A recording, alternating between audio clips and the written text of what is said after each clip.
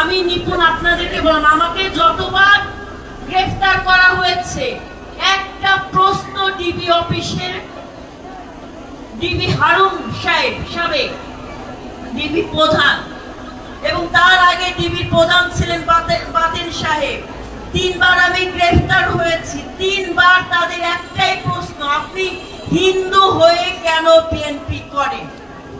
এটা তো বিরল, আপনারা হিন্দু হয়ে কেন বিএনপি করেন?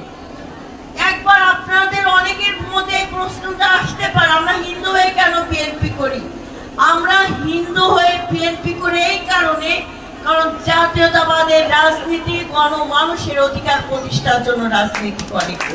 জাতীয়তাবাদের শক্তি বাংলাদেশের জনগণের অধিকার প্রতিষ্ঠার জন্য আমরা সংগ্রাম করি, লড়াই করি। আজকে আমি হিন্দু হয়ে বিএনপি করি, আমি ঢাকা জেলা বিএনপির সাধারণ সম্পাদক।